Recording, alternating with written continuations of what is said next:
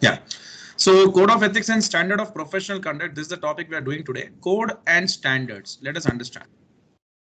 So describe the structure of CFA Institute Professional Conduct Program. Okay. Like what is that they have come out with? What is their professional conduct program all about, and the process for enforcement of code and standards. Like they made the codes, that's okay. It's not only the codes, it's not only the process of making is important, the process of implementation or enforcement is also very important. Okay, so for that, this comes under the disciplinary, this is like into their disciplinary aspect. Fine. Now, so the CFA Institute of Professional Conduct Program is covered by CFA Institute bylaws and the rules of procedure for proceedings. That means this program is covered by bylaws and the rules, whatever are required of what? Of procedure for proceedings related to professional conduct. Okay. So the CFA Institute of Professional Conduct Program is covered by the bylaws and the rules of procedure for proceedings related to professional conduct. So what is this program all about? The program is based on the principle of fairness of the process to members and candidates, maintaining the confidentiality of the proceedings. That means this program principle of fairness. Everyone should be treated equally. Of the process, fairness of the process, the process itself should be very fair to members and candidates. Members are nothing but the ones who have become the CFA and candidates are the ones who are about to become, and maintaining the confidentiality of the proceedings. So the CFA Institute Board of Governors has overall responsibility for the professional conduct program. So we have come to know that these people are the ones who have the responsibility, the governors. It lies with them. And its disciplinary review committee is responsible for enforcing of the code and standards. So who is responsible for the program? The governors. And who is responsible for enforcing the code and standards? The disciplinary review committee. Correct? Next. The CFA Institute professional conduct staff, the ones who are assisting the committee, the one who are working under the committee, conducts what? Inquiries related to the professional conduct. Several circumstances can prompt such an inquiry. So when is that they have to make an inquiry? We will see those circumstances. Self-disclosure by members. So the CFA Institute professional conduct staff conducts inquiries related to professional conduct. Several circumstances can prompt such an inquiry. So we will see what are the circumstances. Self-disclosure by members or candidates on their annual professional conduct statements of involvement in civil litigation or an criminal investigation, or that the member or candidate is subject to a written subject of a complaint. So that is what members should disclose by themselves, or candidates even have to disclose by themselves on their annual professional conduct statements whether they are involved in any civil litigation or any criminal investigation, or the member or candidates is subject of a written complaint. That means some complaint has been given against them. Did you understand, Abhijit? Yes, sir. Then written complaints about a member or candidate's professional conduct that are received by the professional conduct staff. Then these are the circumstances where an inquiry is required. Evidence of misconduct. Some evidences have been given, or some evidences they've got some evidences, it seems.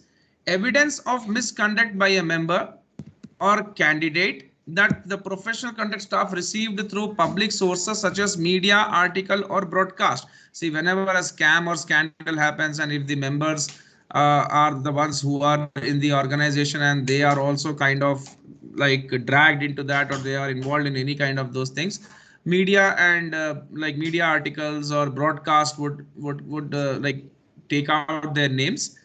So if some evidences of such kind come out, then inquiry is important and required. A report by a CFA exam proctor of a possible violation during examination, some cheating or copy by the student. Analysis of exam materials and monitoring of social media by CFA Institute. So these are the circumstances whereby the like inquiry is required. Once an inquiry has begun, the professional conduct staff may request in writing an explanation from subject member or candidate and may what they themselves will do. They interview the subject member. That means whoever is responsible, they interview them, the member or candidate. They interview the complaint or other third parties. That means who have given the complaints, they will interview them, collect documents and records relevant to the investigation. See, they remove their members directly now without knowing the root cause or without knowing whether the allegation is a rightful allegation or a false allegation. Correct? Now, yeah, baseless allegation. The professional conduct staff may decide what? That no disciplinary sanctions are appropriate. Either they can decide, correct? Oh, Correct? yes. May decide to issue a cautionary letter whenever required. Suppose the what we say, the misconduct is not is of some kind, whereby just a cautionary letter is enough to be given to the member. Okay, that means their involvement was not that like that in the sense like deeply, they were not deeply involved in the things. So in that case, a cautionary letter can be given to discipline the member or candidate. Either they may ask them to correct themselves and not repeat all this. In a case where the professional conduct staff finds a violation has occurred and proposes a disciplinary sanction, the member or candidate may accept or reject the sanction. See, the members have also got this right. Either they may accept or they may reject, because Okay. they may accept, that's okay. If they reject, then again they can go to they can, like, there's a court and judiciary and all are there. Correct? Now, so in a case where professional conduct staff finds a violation has occurred and proposes a disciplinary action, the member or candidate may accept or reject the sanction. If the member or candidate chooses to reject the sanction, the matter will be referred to a disciplinary review panel of CFA Institute. Okay, they don't want these things to go to the judiciary and all, they themselves will review. Members for hearing, they call the member for hearing. Again, see, everything is that they'll ask them, you just give a written this thing to us that why we should not put a sanction on you. Okay. And then investigations happen and the things would come out. So sanctions imposed may include condemnation by the members, peers, or suspension of candidates' continued participation in the CFA program. These are the sanctions. That's all. Now, identify the 6 components of any doubts in this, No, Vijay? so far, so good. Identify the 6 components of the code of ethics and the 7 standards of professional conduct. So we will see that the components of code of ethics first. Code of ethics. So these are the mandatory code of ethics as per the CFA Institute or a chartered financial analyst should follow. Okay, members of CFA Institute, including the CFA charter holders and the candidates for CFA designation, must act with integrity. That means have some moral values like honesty, loyalty, truthfulness, all these things. Competence, that means they should always like upgrade themselves with the new concepts. Okay, to keep themselves competent in the market. Diligence, they should always work hard. Okay, and they should respect their clients or others with whom they are connected, and in an ethical manner with the public. Ethics, in society how you should live, that is what is called ethics. Correct? Yes. Moral values are individualistic. Ethics is society, more of society based. We should know, like, in a society how we should behave or be. So in an ethical manner with the public, with their clients, prospective clients, employers, employees, colleagues in the investment profession, and other participants in the global capital market. So they should, all these qualities they should have. Place the integrity of the investment profession and the interest of clients above their personal interest. That is understood fact. They should not see for themselves. They should first, client's interest first. Okay. Use reasonable care and exercise independent professional judgment when conducting investment analysis, making investment recommendations, taking investment actions, and engaging in other professional activities. Very clearly understood fact. Whatever they are doing, they should do with reasonable care. Suppose Abhijit has come to me and I am an investment professional and he says me that I want to, I want this, I have this money and I want this money to be invested in good investment options. So without some reasonable care or without any kind of research, can I give you a feedback? No. I cannot. That is not expected from me. So I should give like whatever the like judgment I make, I should do that with reasonable care, and that reasonable care is combination of many things. That is, I should do thorough analysis of investments, and I should give you proper recommendation, and I should show you all the results and all, and I should show you the potential in that investment option, etc. Practice and promote others to practice in professional and ethical manner that will reflect credit on themselves and the profession. So you should practice and you should also encourage others to practice in a very professional and ethical manner. That should bring some good credit to the profession and yourself. Promote the integrity and viability of global capital markets for the ultimate benefit of society. Maintain and improve their professional competence and strive to maintain and improve the competence of other investment professionals. Actually, it's not like you look to yourself, you also try to help and assist others in doing some tasks. Okay, that is what is expected from a person. See, rivalry is secondary, but for the betterment of the profession, you should always come forward. Standards of professional conduct. First is professionalism. So you should have thorough professionalism. Correct? What is a professionalism? Like, there are many aspects to professionalism. There are some professionals in the market like lawyers, chartered accountants, doctors. These are the known, like doctors and lawyers are the known ones from ages. And what professionalism they have? See, they are the ones who are specialist in some area. There is no other person who can do those tasks what they can do, and we expect them. We always go to them for those tasks. Correct? Yes. Who can fight a case in the court of law other than a lawyer? No one. So they have the specialist knowledge and specialist in some area, and they should have that professionalism. Like they should help their client be disciplined, etc. A lot of things are there. Integrity of capital markets. So standard, these are the professional conduct. So in like integrity of capital, we'll see that duties to clients. Okay, what duties you have, what duties you have towards your employers. So these what kind of professional conduct you should have are explained in all these standards.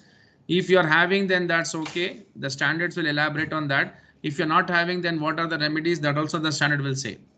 Then investment analysis, recommendations and actions, conflict of interest where you have with others, responsibilities as a CFA member, CFA institute member or CFA candidate. So these are all given in the professional conduct.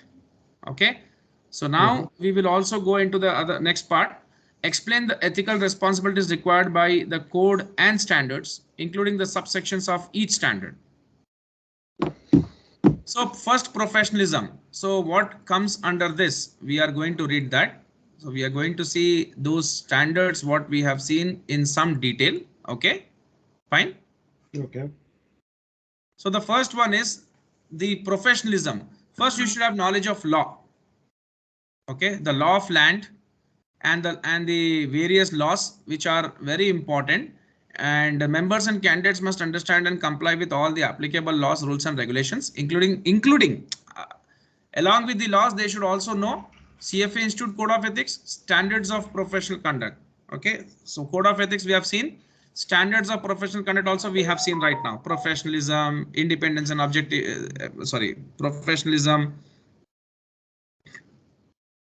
integrity of capital markets, duties to clients, duties to employers, investment analysis, recommendations and actions, conflicts of interest and responsibilities as a CFA member and candidate. We have seen this right now. Huh. So rules and regulations of any government, they should always see. There are many members in various countries, so they should know the law of land, the regulatory organizations, rules, the licensing agencies, what requirements, or professional association governing their professional activities. Okay, In the event of conflict, members and candidates must comply with more strict law, rule, or regulation. That is more important. Members and candidates must not knowingly participate or assist in any violation of laws, rules, or regulations, and must disassociate themselves from any such violation. That is what is more important. That is what comes under knowledge of law. If you have knowledge of law, you will not do all these things. Yeah. Independence and objectivity. Members and candidates must use reasonable care and judgment to achieve and maintain independence and objectivity in their professional activities. Members and candidates must not offer, solicit, or accept any gift, benefit, compensation, or consideration that reasonably could be expected to compromise their own or others' independence and objectivity. That means someone is giving you some gift and asking you to do some task which would favor them or according to them. So you should not do that. That's that, because there you're not working independently, but they are causing your independence. Correct? Next. Never misrepresent. Members and candidates must not knowingly make any misrepresentations relating to investment analysis, recommendations, actions, or other professional activities. That means you may not know many things, but you are acting like, yes, I know this, and you can. I recommend you to do this. No, it's not. It's not going to be taken in good taste. So misrepresentation is not required, and misconduct. No, never. That will bring a bad repute to the profession itself. So members and candidates must not engage in any professional conduct involving dishonesty, fraud, deceit, commit any acts that reflects adversely on their professional reputation, integrity, or competence. Never you should do that. Now, integrity of capital markets, material non-public information. So members and candidates, see, you may be a CFA and you may be working in a company, or you may have an employer. So being a member or a candidate, you possess some material non-public information. That means company's information which is non-public. That means they don't want to give that to the public. Okay. And that could affect the value of investment, must not act or cause others to act on the information. That means you should not give that to anyone. Market manipulation. Members and candidates must not engage in practices. That means you should be very honest when it comes to capital markets. Engage in practices that distort prices or artificially inflate trading volume with intent to mislead market participants. This you may be knowing very well, Abhijit. Do not try to give some suggestion and try to make people to buy something or market manipulation. This should not happen. Harshad Mehta scam, you know very well, correct? Yes. ACC should not tell. So duties to clients. You should be very loyal to your client. Prudent. That means you should act wisely and with reasonable care. You should have a fair dealing.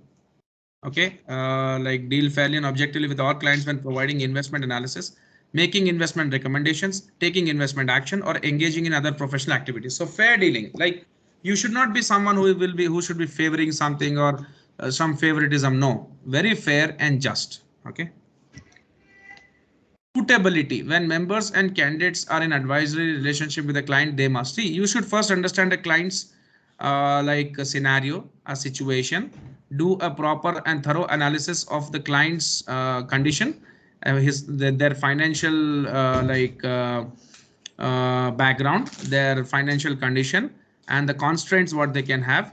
That means it comes under portfolio management. Prepare IPS, investment policy statement, and take all the inputs whatever is required and give them the suggestion what suits them. Correct? Yes. Performance presentation. So you should, when communicating investment performance information, members or candidates must make reasonable efforts to ensure that that is fair, accurate, and complete. That means whatever the performance you show to others should be very much fair, accurate, and complete. Preservation of confidentiality. If you have some clients, you should not share their information with anyone else. Okay, that is as per the law. It is not it is illegal to share, as well as it is unethical to share. Okay. Information about the client should never be disclosed to others. Duties to employers. You should be loyal. That means you should you work for your employer, correct? You should not deprive your employer or cheat your employer, or you should not divulge or give any confidential information of your employer to others or competitors, which would harm your employer. Additional compensation arrangements. Never accept that with anyone and cheat your employer. Okay, and act against the interest of your employer. Responsibilities of supervisors. Members and candidates must make reasonable efforts to ensure that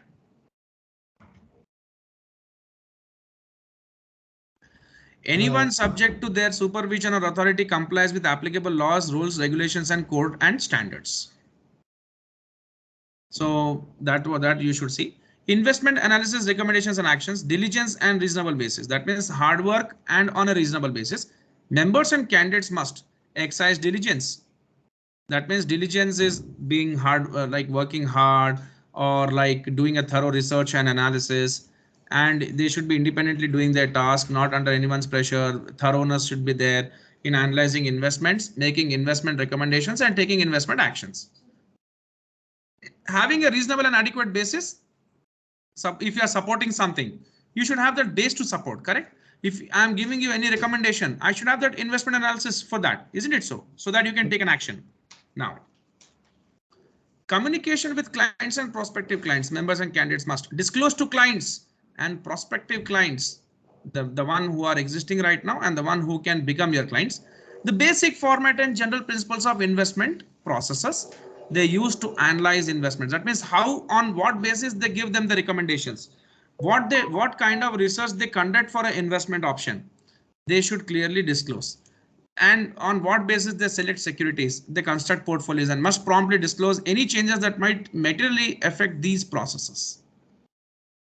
Disclose to clients and prospective clients significant limitations and risk associated with investment process. Like, it's not only the thing you are saying that this particular stock will give you good returns, but also the risk involved with that investment, you should disclose them. Use reasonable judgment in identifying which factors are important to their investment analysis, recommendations or actions, and include those factors in communications with clients and prospective clients. Distinguish between fact and opinion in presentation of investment analysis and recommendations. The facts are something else and opinion is what you give. Those you should distinguish between them. What the facts say and what is your opinion. Record retention.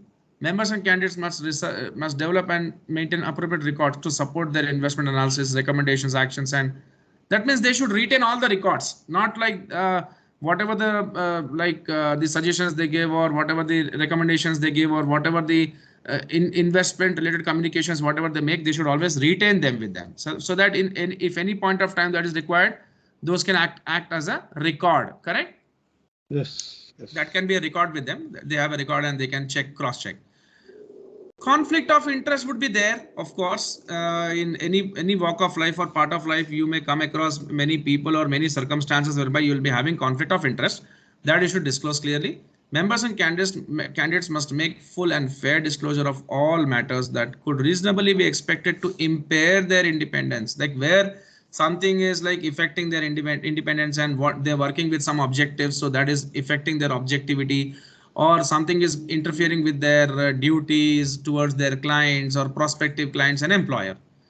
So members and candidates must ensure that such disclosures are prominent, are delivered in plain language, communicate the relevant information effectively. That means where they are getting a pressure and they are pressurized and they cannot act independently, they should come out with that, like whistleblower. Priority of transactions. Investment transactions for clients and employers must have priority over other investment transactions in which a member or candidate is beneficial owner. That means clients benefit first. When it comes to clients, their benefit is the one which you have to see and you should care for rather than yours. Okay, see, your personal things are okay, but first it's the client when you are working. Am I right? So yes. Because you are a professional and that is what is expected from you. Referral fees.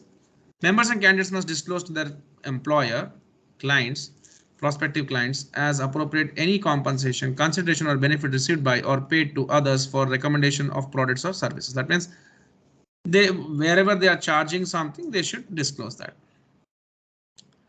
Responsibilities as a CFA Institute member or CFA candidate.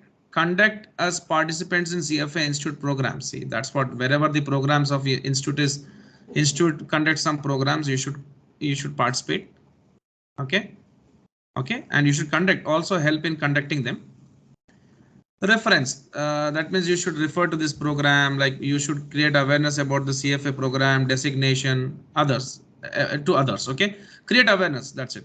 Like, because this is the platform which you have chosen and has given you everything, and like you are very much satisfied with the with the profession, then definitely it's like really something you can create awareness and ask many people to join that. Correct? So this is the chapter, Abhijit. I'll just give me 10 minutes break. We'll go for the next chapter. Okay. Sure, sir. Yeah. Okay, Abhijit.